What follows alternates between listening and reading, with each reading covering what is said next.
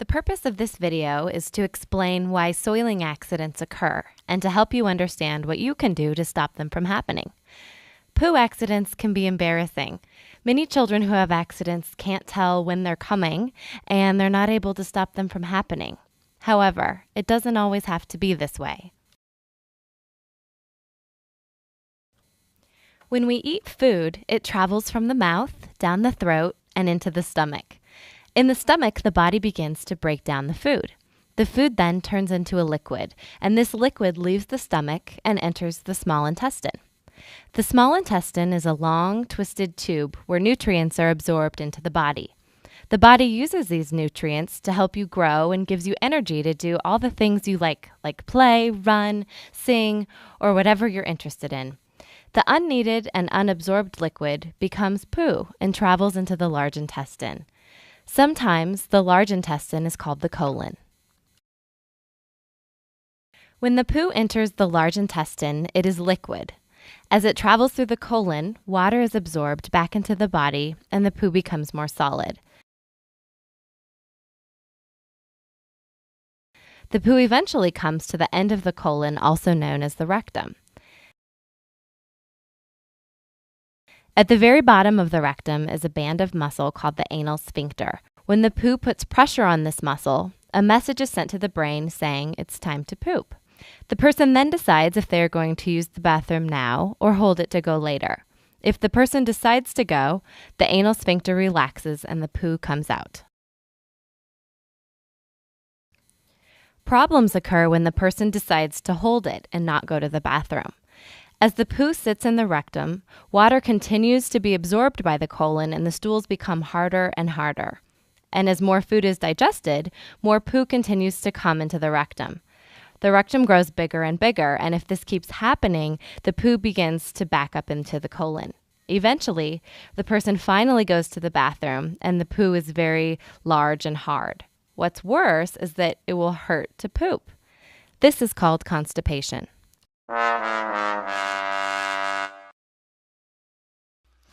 The rectum is like a balloon. The first time it's blown up, it returns back to its original shape and size. However, if it's repeatedly blown up, it eventually becomes big, flabby, and weak.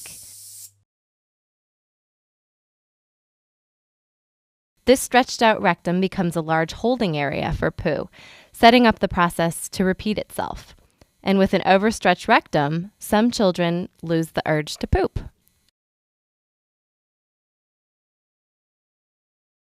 The body then gets sneaky. Remember, when poo first enters the colon, it is liquid.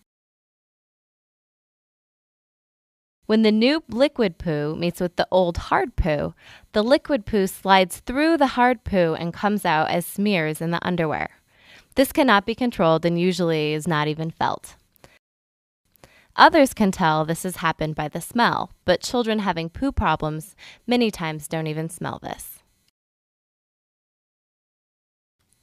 The good news is that it doesn't have to be this way. You can stop your body from having accidents with just a few easy steps. The most important thing to do is to sit on the toilet every day and try to have a poop. The best time to sit on the toilet is after eating. Our bodies have a special reflex. When we eat, our stomachs tell our colon to make room by letting the stored poo out. So you should sit on the toilet after breakfast, after lunch, and after dinner. The way you sit on the toilet is important too. Your feet should be flat on the floor. If your feet can't reach the floor, a stepping stool will be needed. This will make it easier to push the poo out. Also, you should sit up straight. Some children like to sit forward. When this is done, only some of the poo will come out.